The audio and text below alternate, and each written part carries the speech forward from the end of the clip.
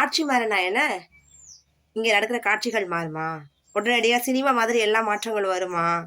இப்போ மக்கள் பாருங்க, கொஞ்ச நாள் தேர்ந்தெடுத்த உடனே என்ன பண்ணுறது? ஐயா, உங்களை தான் நாங்கள் தேர்ந்தெடுத்தோம் முதலமைச்சரா, என்ன பண்ணுறீங்க? சீக்கிரம் இதெல்லாம் கொண்டு வாங்க, உங்களை நம்பிக்கையை மக்கள் வந்து நீங்கள் நிரூபிக்க வேண்டிய தருணங்கள் இது, இப்படியெல்லாம் கேள்விகள் கொடுக்குறாங்க. சரியா?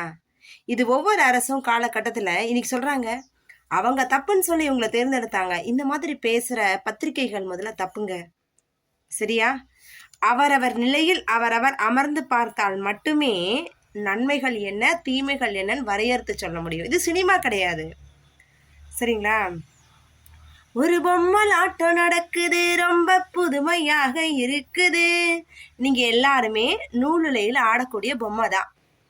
கயிறு கட்டி என்ன பண்றாரு சுவாமி, நம்மளெல்லாம் ஆட வைப்பாரா? சச்சரத்துல பாபா சொல்றாரு, என்ன சொல்றாரு தெரியுமா?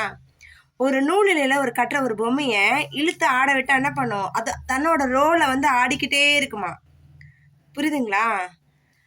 யாரையுமே யாரும் குறை சொல்லாதீங்க, தயவு செய்து சொல்லாதீங்க. இதை நான் பலமுறை சொல்லியிருக்கேன். ஏன் அப்படின்னா, இன்னைக்கு நீங்க இருக்கிறீங்க, நாளைக்கு உங்களை பிளேஸ்ல இன்னொருத்தர் இருப்பாரு. சரியா? அப்படி மாறும்போது ஒவ்வொருத்தருக்கும் என்ன செய்யறாரு? இறைவன் உங்களை குறித்து ஒரு காரியங்களை ஆயத்தம் பண்ண அந்த இடத்துல உட்கார வைக்கிறார்.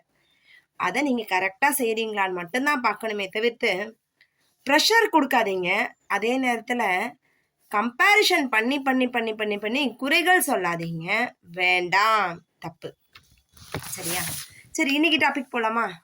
ஒரு சாமியார் கிட்ட போய், சுவாமி, பேரின்பம்னா என்ன, சிற்றின்பம்னா என்னன்னு கேட்டாராம். ஓகேவா? ஒரு பத்திரிகையாளர். அப்புறம் அவரே என்ன பண்றாரு, இன்னொரு கேள்வி கேட்கிறாரு. என்ன கேட்கிறாரு?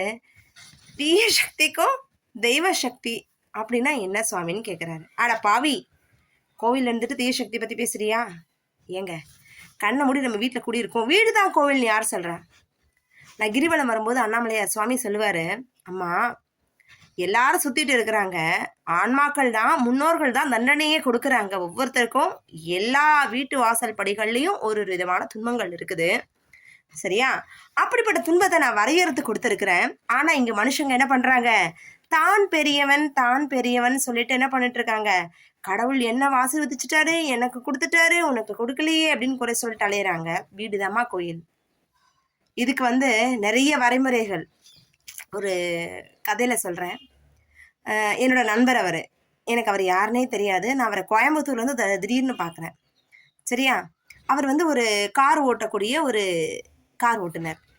அவர் என்ன சொன்னார், அவரை வந்து அவர் எனக்கும் அறிமுகமே இல்லை. இறைவனுடைய அருளால் என்ன பண்ணுறேன், அவரை நான் சந்திக்கிறேன். அவர் என்னை பார்க்குறாரு சென்னையில். பார்க்கும்போது சொல்கிறாரு, நான் சொல்கிறேன், நீங்கள் இந்த மாதிரி தப்புகள்லாம் செஞ்சுருக்கிறீங்களே. அப்போ என்ன பண்ணிடுச்சு, அவருக்கு வயிறு முட்டி பாத்ரூமே வந்துருச்சு. ஐயோ, என்னம்மா இப்படி ஆயிடுச்சு அப்படின்னு. நான் சொன்னேன், எல்லா தப்பையும் நீங்கள் கரெக்டாக சுவாமி தெரிவிச்சுட்டாரு. ஆமாம்மா சொல்லிட்டாங்க. சரி, இப்போ மாற்றிக்கிறீங்களா? இப்போ இன்னைக்கு அந்த தவறான மனுஷன் கூட என்ன சொல்கிறான், எல்லாமே தப்பு. அப்போ என்கிட்ட வந்து பணம் இருந்தது, அவருக்கு உதவி செஞ்சேன், சுவாமி காரியம்ப்பா அப்படின்னு. ஓகேவா? நான் தெய்வ நிலையில் நல்லது மட்டும் செய்யணும்னு நினைக்கிற ஆளு. அவர் என்கிட்ட அந்த 3500 ரூபாய் பணத்தையும் ஏமாற்றி என்கிட்ட வந்து என்ன பண்ணுறாரு, பிளெஸ்ஸிங் கேட்டு வராரு. ஆன்மா தண்டிக்குது, உட்கார வைக்குது, நல்லதான் நடக்கிறேன். நானும் அவருக்கு நல்லது நடக்கு. நான் துன்பத்தை அடைஞ்சாலும் மேன்மை அடைகிறேன். நான் தெய்வம். இன்னைக்கு ஸ்டாலின் சார் கூட அதே மாதிரி தான். காட். ஏன் அப்படின்னா, இன்னைக்கு நல்லது செஞ்சிருக்கிறாரு, செஞ்சுட்டு இப்போ கொஞ்சம் ஓய்வில் உட்காந்துருக்காரு, அவ்வளோதான். அதனால இன்னைக்கு நிறைய பேர் தப்பா பேசாதீங்க, எந்த கட்சியும் வேண்டாம், நிறுத்திக்கோங்க. ஓகே? அடுத்து தெய்வ சக்தி நல்ல சக்தின்னு சொன்னேன் இல்லையா? அந்த தெய்வ சக்தி தீய சக்தின்னு சொன்னோம்ல, அது எது தீய சக்தின்னா சொல்லவே கூடாதான். பாருங்க, பேய், பிசாசு, பூதம், ஓகே, தீமை தரக்கூடியது எல்லாமே தீய சக்தி தானே. நல்ல சக்திங்கிறது என்னது? தெய்வ சக்திங்கிறது என்னது? கடவுள் இருக்கு, அது எவ்விதமான ஒரு தீங்கா இருந்தாலும் எல்லாத்தையும் தடுத்து நிறுத்தும், அதுதான் ஆன்ம சக்தி. அது என்ன பண்ணும்? அந்த தெய்வ சக்தி நம்மளை எப்பவுமே காப்பாற்றும். எல்லா விஷயங்கள்ல இருந்தும் எல்லா விதமான நுணுக்கங்களுக்கும் நமக்கு தீர்வு கொடுக்கும். நம்ம நம்புறோம், அதே மாதிரி நடக்குது. சரிங்களா? பேரின்பம் என்ன, சிற்றின்பம் என்ன கேள்வி வருது. சிற்றின்பம்னா என்ன தெரியுமா? நம்ம ஆசைகள் படுறோம்ல, ஒரு சின்ன மிட்டாயில இருந்து தன் வாழ்க்கை அனுபவத்தில் வரக்கூடிய மனைவி, குழந்தை, குடும்பம் எப்படி இருக்கணும், ஒரு டூர் போகணும், சின்ன சின்ன ஆசைகள், இதெல்லாமே சிற்றின்பம் தான். பேரின்பம் என்பது இறைவன் எல்லாராலையும் அடைய முடியுமானா எல்லாராலையும் அடையக்கூடிய தகுதியை நமக்கு கடவுள் எல்லாருக்குமே கொடுத்துருக்காரு. பாரபட்சம் இல்லாம பகவானோட நாமஸ்வரனை சொல்ல சொல்ல என்ன பண்ணலாம், இறைவனை அடையக்கூட அந்த பக்குவத்தை அடைவோம். நம்ம இறைவனை அடையக்கூடிய மார்க்கத்தையும் என்ன சொல்லுது, அது சொல்லுது, அது பேரின்பம்.